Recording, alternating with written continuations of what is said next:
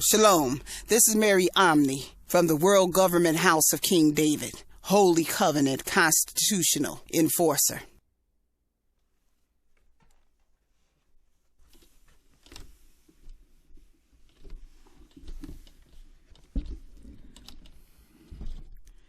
This is the Republic Notice.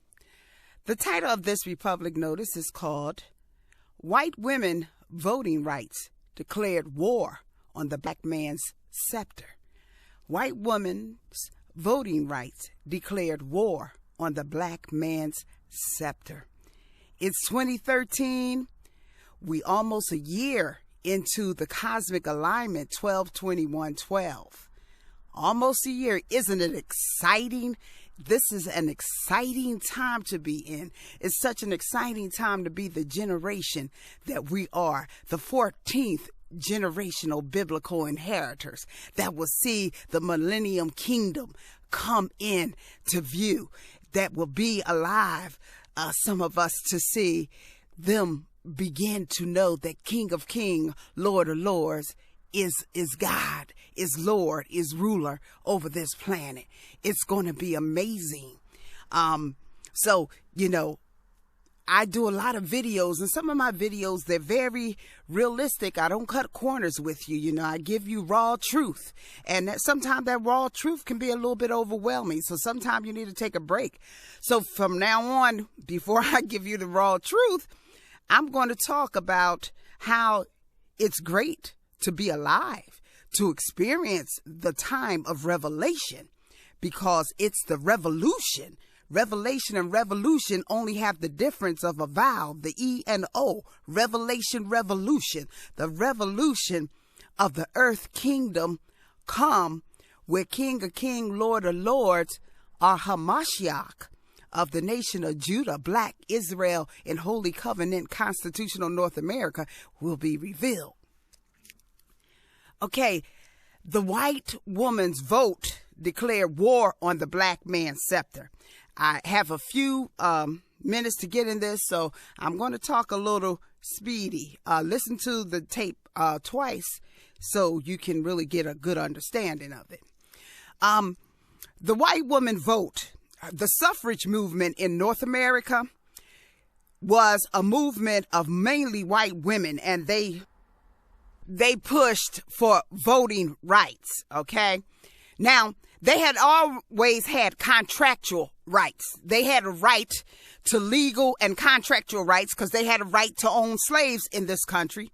And they had a right to inherit slaves, inherit property, to own property, to contract slaves, and things like that. So they had contractual legal rights, which black people didn't have. They had contractual legal rights before the black man and a black woman.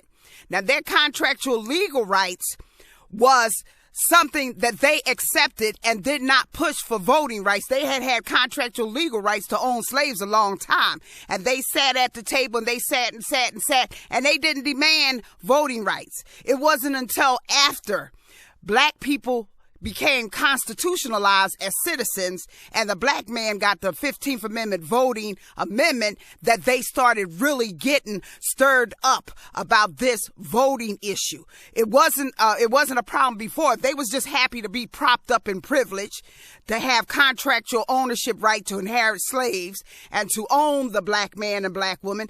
They wanted that contractual right, and they were satisfied with that contractual right until the black man and the black woman got constitutional amendments. And then all hell broke loose, okay? And then for 50 years,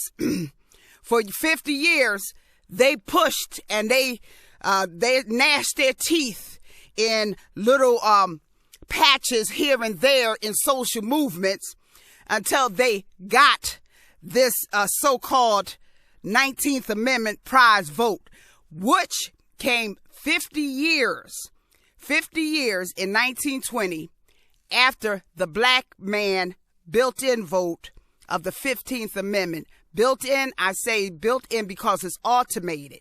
It's automated as an automatic constitutional supremacy vote of non-consent jurisdiction that can nullify 1 trillion votes if need be.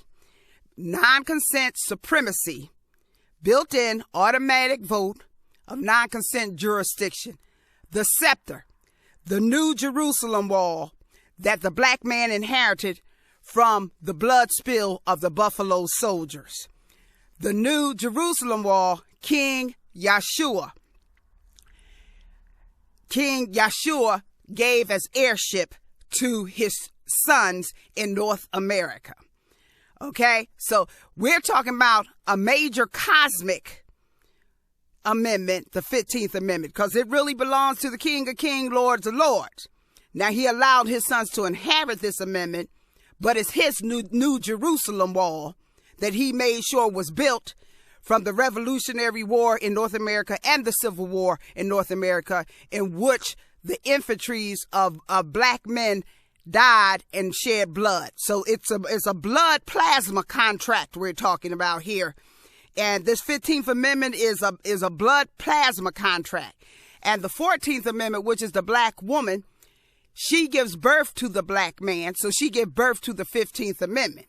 And it's supposed to be the protective wall for the black woman who is the holy nation, the Holy of Holies, and she's also the supremacy clause. And this is why she didn't need a vote. She is the actual supremacy clause. So she don't need a vote. She's the supremacy clause. The supremacy clause do not need a vote.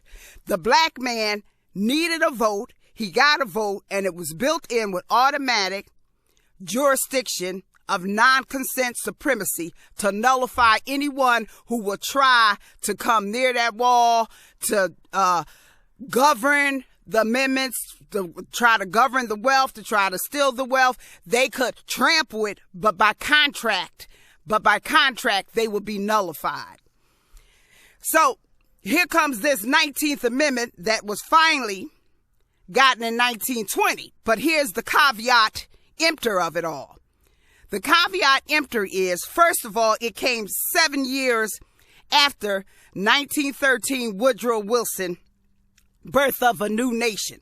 This new nation was a debtor nation that would be ran by the military-industrial complex and the Federal Reserve, both formed in 1913 under Woodrow Wilson, which was the Antichrist, who rode in on a horse and decided he would trample the Holy of Holies, 1 through 15th Amendment, that was sealed by 1870.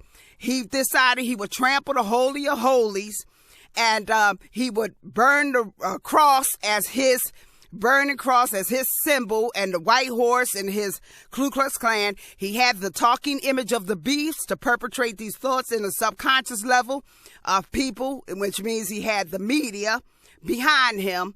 And so this was the birth of a new nation.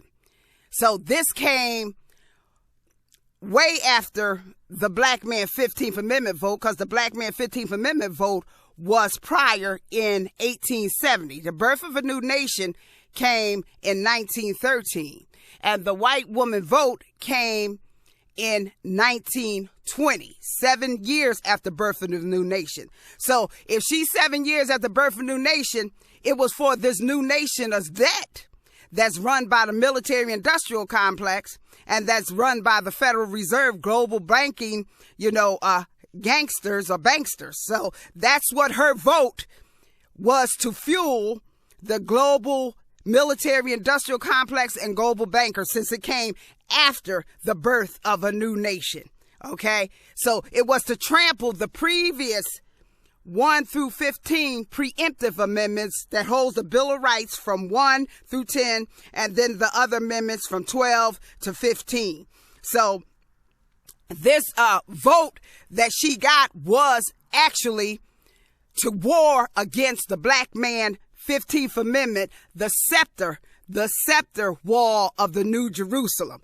She is the Edomite woman, which is the Esau daughter that he put up to war against the black man, so that he wouldn't be as open in his war against them. He could be laid back and have this woman have a vote, and meanwhile her vote will give birth to children that will war, and then she can invite all other women to this woman vote to war against the New Jerusalem wall, the black man's scepter. And how we know that it is a direct war against the black man's scepter is this. The language of abridgement is similar, because the black man 15th Amendment said, thou shalt not abridge the black man vote based on color, race, or previous condition of involuntary servitude.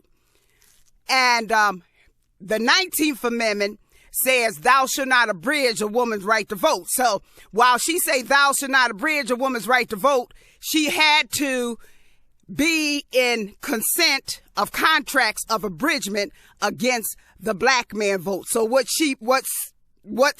significant about that is that the constitutionality of anyone who agreed with the 19th Amendment had to be severed, because it was done in abridgment of the black man vote. And it used the language of thou shalt not abridge the woman vote. So that's how you know it was a direct war against the black man vote. The war of abridgment. She tried to co-opt the word abridgment for her own and act like she can proceed without paying any attention or the fact that she had already severed her constitutionality by abridging the black man vote. Therefore, since King of Kings, Lord of Lords came right after the black man vote of the 15th Amendment, the New Jerusalem wall, King Yeshua rode in on his mule, the U.S. corporation, in 1871 to celebrate that the wall went back up, okay? So it was a celebration, and for this celebration, this mule of 1871 U.S. corporation 10-mile radius was given, and this mule was to process anyone who would try to think that they can overcome the New Jerusalem wall just by trampling and just by using words and making mischief and doing sorcery and doing abomination of desolation contracts, because that's what happened. They just turned into abomination of desolation contracts, and that's what the mule processed them as, because the mule don't have one amendment. And the mule came after the establishment of blacks in the constitutional republic supremacy. So the mule came after that. So that means that the mule is subservient to the blacks in the constitutional supremacy. That is their mule that came with their 40 acres. And how you know it? Because non-consent had already been established through the 1 through 15th Amendment. Non-consent jurisdiction had been established because 3/5 couldn't consent. 3/5 inherited everything. They're the set-aparts. The set-aparts from all others. They're called the non-consenters. The non-consenters, God set-aparts. That's how he distinguishes his. 3/5 couldn't consent, yet they had constitutional supremacy as the only national citizens in the Holy Covenant Constitution blood contract. So King Yeshua rode in on the mule in 1871 so that anyone comes and try to pretend that this wall wasn't there, they would then become abominators or desolation contractors, and they would have to be stratified to the mule 10-mile radius who doesn't have one amendment. So therefore, if they're stratified to this mule that don't have one amendment, then they don't really have a vote. What they have is contracts of debt, of incorporate doctrines. And this is why the white woman vote and the corporate doctrines all blew up at the same time, because then they had their debt vessel. They had their bond woman that would pull all other bond women in, whether they was Hispanic, Asian, any other woman in this country besides the black woman in this Constitution is a bond woman, and they give birth to bond slaves and debt vessels. So they don't have a vote. All they have is a contract of bondage. All they have is a contract of bondage, because to have corporate rights, even to have corporate rights, you got to have constitutional rights. See, constitutional citizens got constitutional authority and corporate rights. So they don't even have corporate rights. They under incorporate doctrines, which means they subservient to corporations, which means they're the bond slaves. They're the bond slaves of corporations. That's what Esau gave to his daughter. And she thinks she can go up against the black woman. Honey, she can't put her whole body of the Esau woman, whole body and tabernacles of Esau towards one black woman toenail. not constitutionally, not cosmically. Now you can get her bell curve sons that don't know the 411 of anything, and he's bell curved and socially retarded. So yeah, he can turn around and attack the black woman because y'all done already declared him a bell curve socially retard.